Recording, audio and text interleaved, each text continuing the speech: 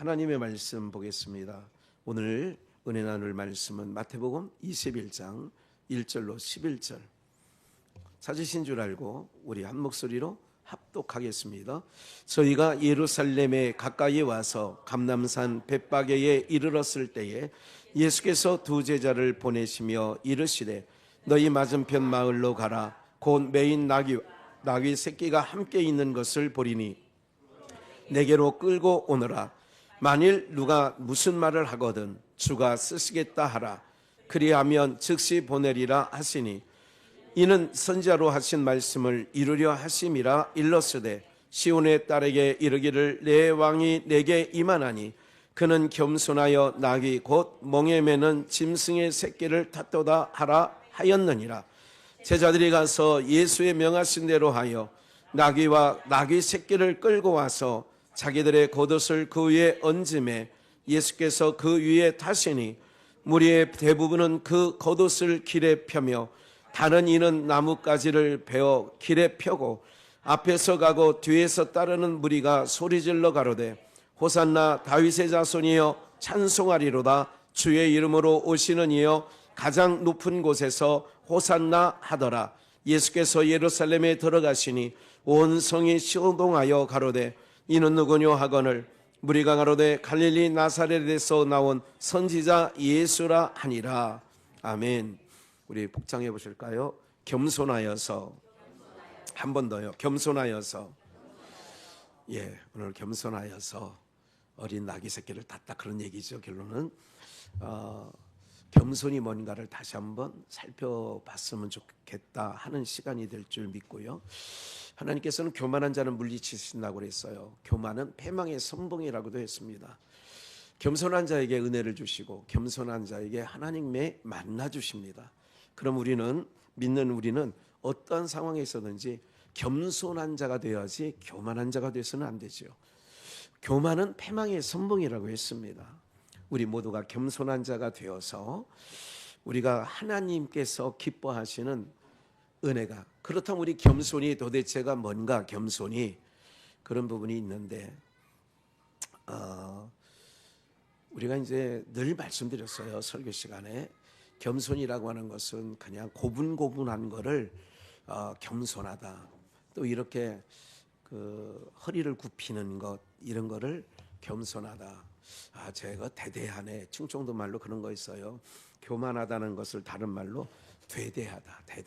그래서 좀 이렇게 접근하기가 이렇게 좀 쉽지 않고 좀 저 사람은 왜 이렇게 그 대대해, 그러니까 도도해, 뭐 이런 얘기인 것 같아요. 이제 그게 이제 겸손과 교만, 이것을 이제 그 충청도식으로 한번 잠깐 표현을 해봤고요. 겸손하여서 제가 이 말씀을 며칠 동안 묵상을 하면서 어떤 말씀을 우리 성도님들에게 증거해야 될까? 또 이 마태복음 21장이라든지 요한복음에는 12장에 똑같은 예루살렘 입성의 말씀이 있고요. 마가복음에도 동일한 말씀이 11장에서 있습니다. 그러니까 예수님께서 어린 나귀 새끼를 타고 예루살렘에 입성하는 부분은 그렇게 복음서에서 저마다 저자들이 다 다루고 있어요. 오늘 여러분들이 귀를 쫑긋하고 한번 깊이 한번 들어보셨으면 좋겠다, 그런 은혜가 있기 때문에 그렇습니다. 겸손이 뭘까요? 일단 내 뜻을 꺾는 거예요. 내 뜻을 꺾는 거를 겸손이라고 그래요. 며느리가 자기 주장만 내세우지 않고 시어머니가 이렇게 해라 그러면 자기의 주장을 꺾는 것, 이거를 참 우리 며느리는 참 예뻐, 품성, 성품이 착해, 이렇게도 표현합니다. 그러나 그거는 내 뜻을 꺾었다라고 하는 것은 겸손이라고 보면 됩니다. 내 뜻을 꺾는 게 겸손이에요. 그러니까 왜 예수님께서 겸손하여서 어린 나귀 새끼를 타셨느냐, 오늘 본문에도 그렇게 쭉 설명을 하고 있습니다. 한번 볼까요? 먼저 마태복음 21장 1절에 보면 저희가 예루살렘에 가까이 와서 감람산, 기름 섞인 산이죠, 벳바게에 이르렀을 때에, 벳바게에 이르렀어요. 그 벳바게라고 하는 것은 우리가 그 무화과 나무의 열매를 봄에 한번 따는 것을 파괴라고 하죠. 파괴. 예. 그 파괴라고 하는 그런 의미가 있어서 배파괴, 이제 그런 의미가 배파괴 이렇게 명칭이 되어졌는데, 예수께서 두 제자를 보내시며 2절 이르시되 너희 맞은편 마을로 가라. 곧 매여 있어요. 나귀 새끼가 함께 있는 것을 보리니 풀어 내게로 끌어오너라 그랬어요. 나귀는 아마 어미 나귀예요. 그죠? 엄마 나귀라고 할 수 있죠. 그 나귀의 새끼가 있는 거예요. 우리가 이제 시골에 6, 70년대 그 시골 풍경을 보면 큰 황소 옆에, 그러죠? 암소든 황소 옆에 송아지가 항상 붙어 다니는 것을 이렇게 흔히 보게 됩니다. 그 송아지를 낳으면 그 재산 목록에 큰 비중을 차지해서 소 새끼를 낳아야 아이들 대학도 보내고 이렇게 출가도 시키고, 옛날에 큰 재산이었습니다. 소 한 마리가. 지금도 뭐 소 한 마리가 비싸죠. 싼 건 아니죠. 뭐 5, 600만 원, 7, 800만 원 얼마 정도예요 요즘에는? 장로님 좀 모르셔요 요즘에? 대략 얼마예요? 아는 데까지.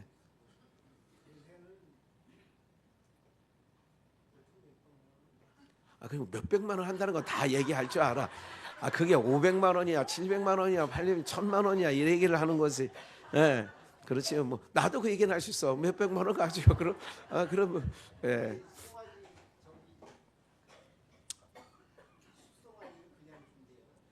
소송아지는 그냥 준다고. 어쨌든 소나 짐승이나 사람이나 아들은 요새 인기가 없는 것 같아요. 예? 아들은 그런 시대가 된 것 같은데, 그 벳박에 이르렀을 때 예수님께서 두 제자를 보내요. 그러니까 두 제자를 보내서 맞은편 마을로 가면 매여 있는 나귀와 그 새끼가 이렇게 있는 것을 볼 것이다. 그러면 풀어, 고삐라고 하는 거 아니, 고삐 이게 그 줄이죠. 그 줄을 막대기나 어디에 묶어 놓죠. 예, 그렇게 묶어 놓는데 그걸 풀어서 갖고 오라는 거예요. 그러면서 이렇게 말씀하셔요. 3절 만일 누가 무슨 말을 하거든 주가 쓰시겠다 하라. 주님이 쓰시겠다고 해라. 누가 왜 풀어가요? 남의 나귀를 왜 풀어요? 그러면 주가 쓰시겠다 하라. 그리하면 즉시 보내리라 하시니. 그러니까 다 주님께서 그런 마음들을 다 주시는 거예요. 누가 뭐를 주는 것도 줄 마음을 다 주시는 거예요. 하나님이 주셔서 하는 거예요. 그러니까 내게서 나오는 건 하나도 없다고 보시면 돼요. 그러니까 내가 선한 일을 한 것도 다 이건 주님이 하신 거다, 이렇게 우리는 받아들이고 그렇게 스스로 인정해야 교만하지 않습니다. 이는 선지자로 하신 말씀을 이루려고 하시는데, 이 선지자 말씀을 이루려고 하신다는 거예요. 스가랴에 있는 말씀인데, 시온의 딸에게 이르기를 내 왕이 내게 임하나니. 왕이 내게 임한다는 거예요. 그 시온의 백성들, 이스라엘 백성들에게 왕이 임하는데, 그는 겸손하여 나귀 곧 멍에 매는 짐승의 새끼를 탓도다, 이런 스가랴 말씀이 있다는 거예요. 그는 겸손하여서 나귀 곧 멍에 매는, 그것도 애미가 아니라 짐승의 뭐를 탔다? 새끼를 탔도다. 모양새가 별로 보기 좋지 않습니다. 개선장군은 백말 타고 와야 개선장군다운데, 어린 나귀 새끼, 이러면 송아지, 이제 나귀는 잘 기억이 안 나요. 그래서 모를까봐 제가 주보에 딱 여기 놨잖아요. 예? 여기 이제 또 보는 거예요. 딱 이제 보고, 스가랴 9장 9절 말씀을 했죠. 이게 나귀 새끼에게. 그래서 오늘 종려나무라, 또 가로 수도 종려나무, 다 종려나무로 도배를 하는 거예요, 이게. 예? 그러니까 어린 나귀 새끼를 탔다는 거예요. 여러분들 여기서 한 가지 이제 얼른 말씀을 드릴게요. 나귀는 뭐 하는 거예요? 나귀의 용도가 뭐예요? 예? 짐을 나르는 거지 사람을 태우는 건 아니야. 차로 말하면 트럭이야.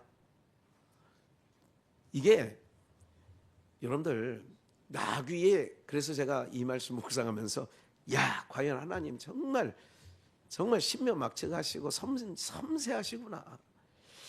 여러분, 말을 말을 끌어오라고 할 수도 있고 소를 끌어오라고 할 수도 있고 그럴 수 있잖아요. 근데 하필이면 뭐를 끌어오는 거예요? 나귀와 나귀 새끼를 끌어오라는 거예요. 나귀는 뭐 싣는다고요? 짐을 싣는 거예요. 나귀의 용도는 짐 싣고 다니는 거예요. 예? 수송용이에요, 수송용. 그러니까 나귀와 나귀 새끼를 끌고 와서 자기들의 겉옷을 그 위에 얹음에 자기들의 겉옷을 그 위에 얹었어요. 예수께서 그 위에 타시니 자기들의 겉옷을 얹었다는 것 중요합니다.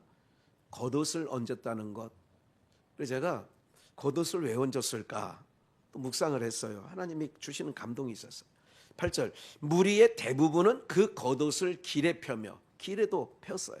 다른 이는 나무 가지를 베어 길에 펴고 옷도 펴놓고 나뭇가지를 펴놓고 9절 앞에서 가고 뒤에서 따르는 무리가 소리질러 가로되 우리 찬양했던 것처럼 뭐예요?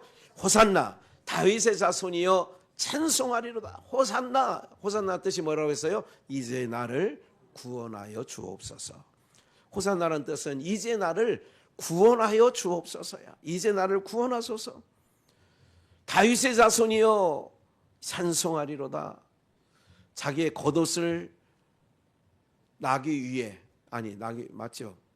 나귀 새끼 위에 깔기도 하고 그리고 등에 깔았다는 거예요. 어떤 이는 길에 펴기도 하고 어떤 이는 나뭇가지를 꺾어다가 길에 깔아서 뭐라고 했느냐?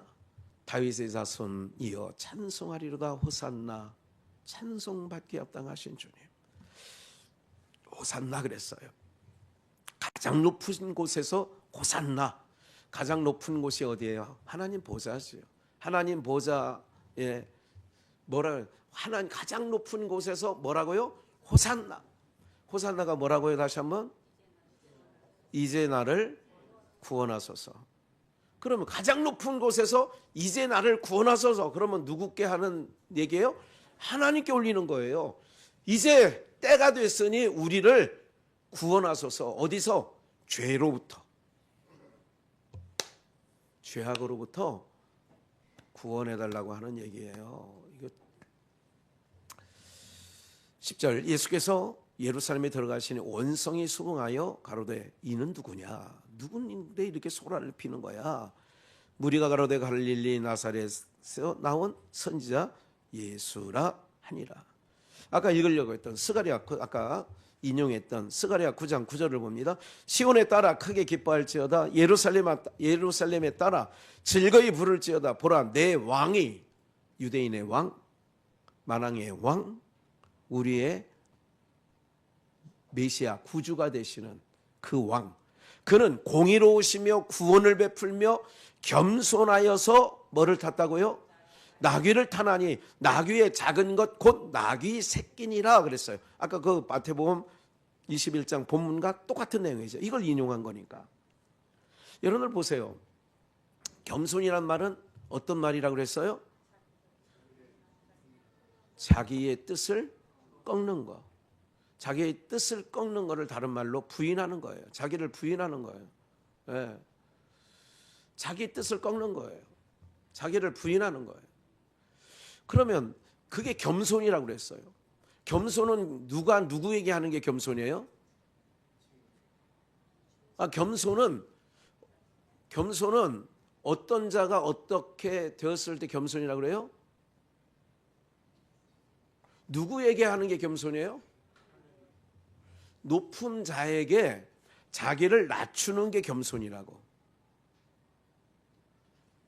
또 하나 기억하셔야 될 것은 겸손은 또 뭐냐면 권한과 능력이 있음에도 불구하고 그거를 사용하지 않고 권한과 능력이 있는데도 불구하고 그거를 사용하지 아니하고 위에 나를 부르신 이의 뜻을 행하는 게 겸손이에요.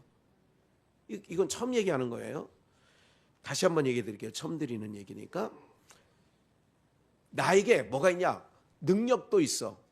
권한도 있어. 이거를 예수님께서 뭐라고 그래요? 말고가 그 말고의 귀를 쳤을 때에 베드로가 말고의 귀를 쳤을 때에 거기 앉으세요. 예, 더 이상 나오지 말고 집중하세요.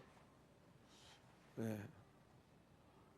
한 방에 그냥 퇴진할 수 있어. 예. 잠깐 여기 보세요. 주목해 보세요. 내가 권한이 있어. 능력이 있어. 그래서 예수님께서 뭐라고 해요? 그 말고의 퀴를 베드로가 쳤을 때 내가 권한이 없는 게 아니다. 능력이 없는 게 아니라 능력이 없고 권한이 없어서 이렇게 끌려가는 게 아니라 내가 하늘의 12영이 되는 천군 천사를 동원할 수 있는 천군 천사를 동원할 수 있는 동원할 수 있는 능력이 있다 나에게. 그런데 이 권한을 내가 쓰지 않아. 그게 겸손이라고요. 왜 그 권한을 쓰지 않았느냐?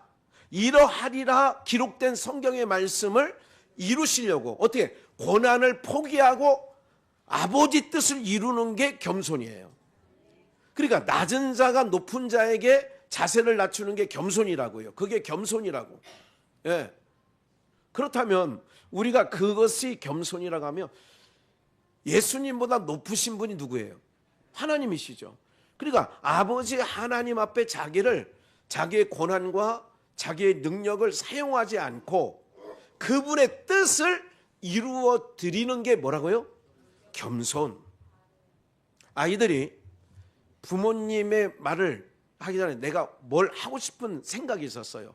그런데 할머니가, 엄마가, 아버지가 야 이렇게 해라 그러면 싫어요 하는 게 아니라 내 마음에 이것 하고 싶었는데 이것 하고 싶은 걸 버리고 어머니나 할아버지 할머니 말을 듣는 게 아이들 편에서는 그게 겸손이라고. 그를 가르쳐 줘야 된다고 아이들에게. 뭐 하는 태도를, 겸손의 태도를.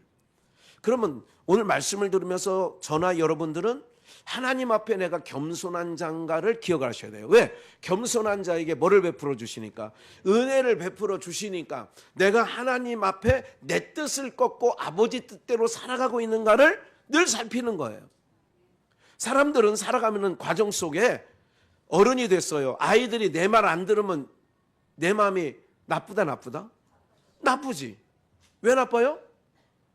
이놈이 조그만 게 내 뜻, 이거 봐라 할아버지 말도 안 듣네. 제 경우는 그렇게 말할 거 아니에요? 이 조그만 게 이게 할아버지 말도 안 들어? 이렇게 되는 거예요. 인생은 다 하나님의 형상대로 짐을 받았기 때문에 그런 속에 표현을 과하게 하는 사람과 표현을 못하고 내적으로만 하는 사람이 있을 뿐이지 동일해요. 사람은. 다시 겸손하여서 나귀를 탔고 그 나귀를 중에 작은 새끼를 탔어요. 요까지는 이해가 다 되셨을 거고. 그러면 여기서 한 가지 기억을 하셔야 될 게 있어요. 뭐냐면 나귀는 용도가 뭐라 그랬어요? 짐을 실는 거예요. 그럼 어떤 짐을 실어야 될까요? 예수님이 나귀를 타셨어요. 그럼 나귀를 타셨다는 얘기는 여러분들 예수님이 나귀를 타셨어요. 그럼 예수님이 짐이에요? 그건 아니지. 요한복음 1장을 얼른 가볼게요. 29절. 이튿날 요한이 예수께서 자기에게 나오심을 보고 가로되 시작. 보라 세상 죄를 지고 가는 하나님의. 그러면 예수님의 어깨에는 뭐가 들려 있어요? 죄의 짐이 들려 있는 거예요. 그러니까 말을 타야 돼요? 나귀를 타야 돼요? 나귀를 타야 되죠. 조용히 하세요. 나귀를 타야 되는 거예요. 그러니까 그래서 나귀 새끼를 타시는 거예요. 이해가 되시죠? 왜? 하나님 아버지께서 자기 백성, 이스라엘 자기 백성, 창세전에 어린 양의 생명책에 농명된 자기 백성들의 죄의 짐을 누구에게 메웠어요? 아들 예수님에게 메운 거예요. 그러면 그 예수님은 죄의 짐이, 그러니까 세상 죄를 지고 가는 하나님의 어린 양이라고 세례 요한이 얘기를 한 거예요. 침례 요한이 얘기를 한 거란 말이죠. 세상 죄를 지고 가는 하나님의 어린 양이로다. 그러니까 세상 짐을 지고 가는 거예요. 무거운 짐을 지고 가는 거예요. 그러니까 짐은 누가 진다? 나귀가 진다니까. 그래서 어린 나귀 새끼를 타고 가시는 거예요. 거기는 주님이 왜 나귀를 다셨냐? 짐이 있어. 죄의 짐이. 인생들이 갖고 있는 그 모든 우리들의 짐이 그분의 어깨에 매여 있단 말이에요. 그래서 수고하고 무거운 짐진 자들아 다 누구에게로? 수고하고 무거운 짐진 자들아 다 내게로 오라. 내가 너희를 뭐한다? 쉬게 한다. 왜 쉬느냐? 그 모든 짐을 누구에게 맡겼으니까? 예수님께 맡기고 예수님이 지고 가는 거니까.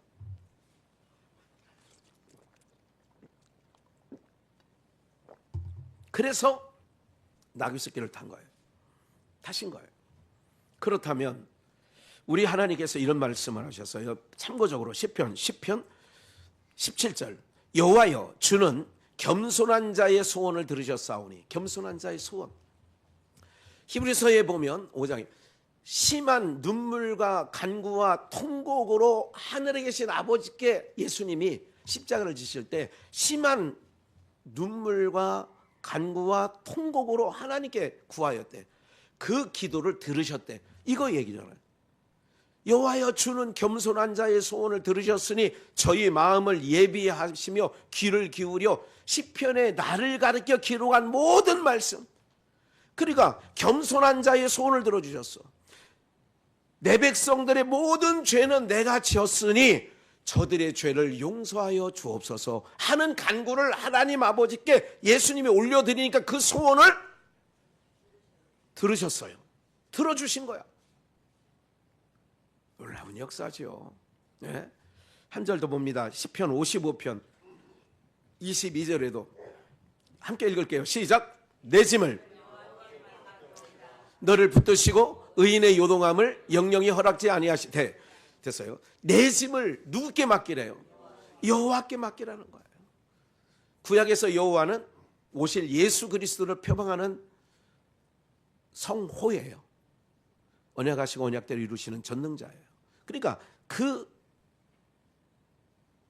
우리의 짐을 여호와께 맡기래. 제일 인생이 스스로 해결할 수 없는 짐은 죄의 짐이에요. 죄 문제는 우리가 안 돼. 그걸 여호와께 맡기라는 거예요. 그래서 그 여호와께서, 즉 신약에서 예수님께서 우리의 짐을 맡으셨기 때문에 뭐를 타고 가신다? 이제 나귀를 타고 가시는 거예요. 이제 나귀를 왜 타셨는지를 저도 이번 말씀을 묵상하면서 이제 깨달은 거예요. 에? 작년까지도 왜 나귀 새끼를 탔는지, 그냥 겸손하여서. 그 겸손이라는 걸 또 생각해 본 거예요, 이번 주에. 그런 겸손이라는 것은 내 뜻을 꺾는 거. 아버지요, 그건 준비해서 끝부분에 있어요. 마태복음 26장 42절. 그건 한번 끝부분이니까 한번 보세요. 제일 끝에 있다고 생각하시면 돼. 예, 제가 알려드릴게요. 아버지여, 할 수만 있거든 내게서 이 잔을 지나가게 하옵소서.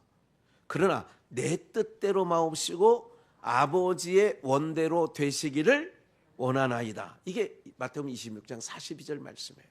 예, 그냥 참고로 저를 집중해야 돼. 이제 그거 하다가 또 놓치면 안 되니까. 그러니까 예수님께서 하신 말, 내 원대로 말고 아버지 원대로 하는 거예요. 이게 겸손이라니까요. 내 뜻대로 안 하고 아버지 뜻대로 하겠다는 거. 이게 겸손이에요. 그럼 오늘 우리들도 예수님께서 마태복음 16장에 준비를 안 했어요.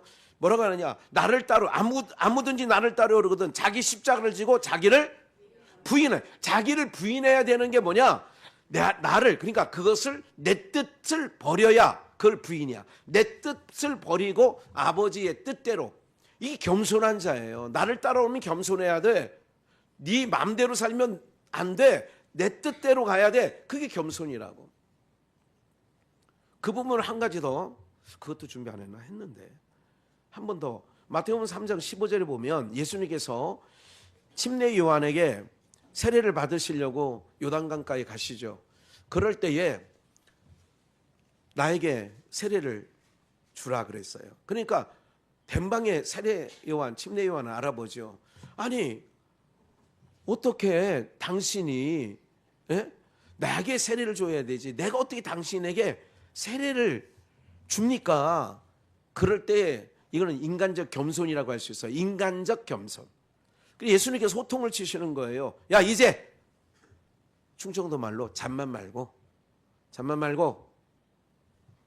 허락해라 이렇게 하는 것이 아버지의 뜻을 이루는 거다. 그러니까 예수님의 생애는 오로지 누구의 뜻을 이루는 거예요? 아버지의 뜻을 이루는 거예요. 첫째 아담은 아버지의 뜻인 선악과를 알게 하는 실과를 먹지 말라 했는데 그걸 따먹어 버렸어요. 아버지 뜻을 어긴 거죠. 둘째 아담 오신 예수님은 철저하게 겸손하여 자기 뜻대로 하지 아니고 아버지 뜻대로 살아가는 게 주님의 생애였죠. 그렇기 때문에 우리의 모든 짐을 예수님이 짊어지셨기 때문에 나귀 새끼를 타셨다.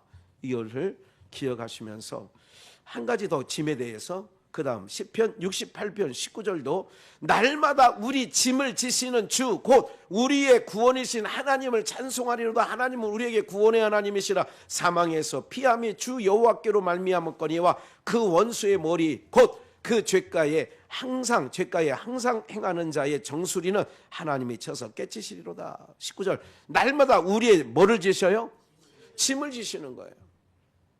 그러니까 그러기 때문에 짐은, 그래서 제가 모두의 나귀는 어떤 용도로 쓰는 거냐 그랬어요. 짐을 지우는 거예요. 사람이 나귀에 타면 모양새가 안 나요. 충청도 말로 뽀대가 안 난단 말이에요. 뽀대가 안 나. 그럼에도 우리에게 알려주시는 거예요. 나는 너희의 짐을 지고 이 나귀 새끼를 탔단다. 할렐루야. 우리 주님이 얼마나 좋으신 분인지 아세요? 얼마나 우리를 사랑하시는 분인지 아세요? 너무너무 사랑해. 네? 구약에는 이렇게 했죠. 사무엘상 6장에 구약에는 보아서 괴가 그 본지경 길로 올라가서 벳세메스로 가면 이 큰 재앙은 그가 우리에게 내린 것이요 그렇지 아니하면 우리를 친 것이 그 손이 아니요 우연히 만난 것인 줄. 그 블레셋 방백들이 모여서 지금 우리나라가 만난 재앙이 우연히 온 거냐 아니면 이 법궤의 주인 되는 이스라엘이 믿는 하나님이 내린 재앙이냐, 이거를 알아보자. 10절 그 사람들이 그같이 하여 젖나는 소 둘을 끌어다가 수레를 메우고 송아지들은 집에 가두고, 여기서는 이제 송아지는 집에 가두고 이제 엄마 소가, 암소가 등장하는 거죠. 아까는 어린 나귀 새끼를 다신 거예요. 11절 여호와의 궤와 및 금지와 그들의 독종의 형상을 담은 상자를 수레 위에 실으니, 12절 암소가 벳세메스 길로 바로 행하여 가렵니다. 벳세메스로. 여러분 그 찬양 우리가 부른 거 기억나시죠? 예, 그러니까 벳세메스 길로 바로 행하여 대로로 가며 갈 때에 울고 좌로나 우로 좌우로 치우치지 아니하였고, 블레셋 방백들은 벳세메스가 뭐냐? 비치는 영광의 곳, 하나님의 영광, 제사장 나라. 벳세메스가 그거예요. 아라랏산에 노아의 방주가 머물렀죠. 아라랏산이 뭐냐? 거기는 영광이 있는 곳, 빛의 나라, 그거예요. 그러니까 경계까지 가니라. 여러분들 법궤를 맨 암소가 어떻게 하느냐? 대로로 향하여 울며 갈지라도 어떻게 해요? 벳세메스까지 그냥 앞만 보고 가는 거예요. 이것이 미물을 통하여 우리에게 시사하는 게 있어요. 오늘 여러분들 주님은 이 땅에 오셔서 아버지의 뜻하신 바대로 순종하며 살아가신 그 길이 겸손의 길이고, 그를 겸손하여 나귀 새끼를 탔다, 이렇게 말씀을 하게 된 거지요. 그러므로 말미암아 이사야 53장 6절 말씀을 보시면, 우리는 다 양 같아서 그릇 행하여 각기 제 길로 갔거늘 함께 여호와께서는 우리 무리의 죄악을 그에게, 우리 무리의 죄악을 그에게 누구예요? 그가 누구예요? 그가 예수님에게 담당시키셨도다. 그 얘기를 예수님으로 넣어서 여호와께서, 시작, 여호와께서는 우리 무리의 죄악을 예수님에게 담당시키셨도다. 여러분들 그래서 그 짐을, 죄의 짐을 예수님이 지고 가는 거예요. 그래서 상징적으로 나귀 새끼를 여러분들 타고 가게 하는 거예요. 히브리서 12장 1절을 보고 결론 맺겠습니다. 이러므로 우리가 구름같이 둘러싼 허다한 증인들이 있으니 함께 모든 무거운 것과 얽매이기 쉬운 죄를 벗어버리고 인내로서 우리 앞에 당한 경주를 경주하며 계속 믿음의 주요 또 온전케 하시는 이인 예수를 바라보자. 예. 모든 무거운 것과 얽매이기 쉬운 죄, 이게 율법을 해서 죄, 아니면 도덕 윤리 안에서 지은 죄, 이거를 우리가 어떻게 벗어버리느냐? 예수 그리스도가 우리의 모든 짐을 지고 그 골고다 험한 십자가를 지셨기에 우리의 모든 짐은 벗어지게 되어진 줄 믿습니다. 하늘의 하나님께 부르는 거예요. 호산나! 이제 나를 구원하소서. 누구를 통하여? 당신의 아들을 통하여. 그러므로 어린 나귀 새끼를 타고 갈 때에 우리의 죄의 짐을 다 그 예수님 어깨에 짊어지고, 아까 이사야 53장 끝부분만 읽었지만 그 위에 보면 우리의 질고를 지셨다. 우리의 질고를 지셨어요. 그렇기 때문에 오늘 우리들이, 그래서 우리 주님이 좋을 수밖에 없어요. 그래서 그냥 입술로만 하는 찬양이 아니라 주님 사랑해요, 그렇게 찬양하는 거죠. 나의 온 마음을 다해서 정성을 모아서. 여러분들, 주님이 우리를 사랑하신 것은 자기 목숨을 버리신 거예요. 그리고 우리의 모든 짐을, 우리가 해결할 수 없는 짐을 그분이 지셔서 우리의 모든 그 무거운 짐 밑에서 우리를 벗어나게, 우리를 벗어버리고 벗어나게 하여 주셔서 우리를 하나님의 백성의 위치에, 신분에 우리를 두신 거예요. 그래, 얼마나 우리가 정말 감사합니까? 예? 예.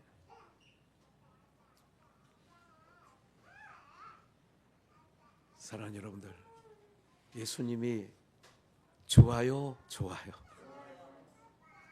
사랑하는 여러분들, 어디 무거운 짐을 양손에 들고 갈 때 누가 저기까지만 들어다줘도 얼마나 고맙다고 그래요. 맞아요? 맞지요. 그런데 인생이 해결할 수 없는 죄의 짐을 그분이 해결해 주셨다면, 대신 지어 주셨다면, 내 형편과 처지를 따라 주님을 좋아하기도 하고 싫어하기도 하는 게 아니라 어떠한 형편에 처하든지 바울 사도가 고백한 것처럼 늘 주님 앞에 감사하고 감사하고 또 감사하고 그렇게 나가야 되어질 줄 믿습니다. 사랑하는 여러분들, 세상 살이가 만만치 않습니다. 버겁습니다. 그러나 우리 주님께서 우리를 주님의 나라로 옮기시는 날이 반드시 오니까 소망 삼고 남은 삶 주님께 집중하시고 주님 더욱 사랑하셔서 오직 예수, 오직 예수, 오직 예수로만 남은 인생 채워나가시는 은혜가 있기를 주 예수의 이름으로 축원합니다.